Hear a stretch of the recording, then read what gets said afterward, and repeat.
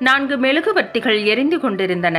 மெலிதாய் காற்று வீசிக்கொண்டிருந்தது. காற்றைக் கண்டதும் அமைதி என்ற முதல் மெழுகுவர்த்தி, ஐயோ காற்று வீசுகின்றது, நான் அணைந்து விடுவேன் என்று பலவீனமாக சொன்னது.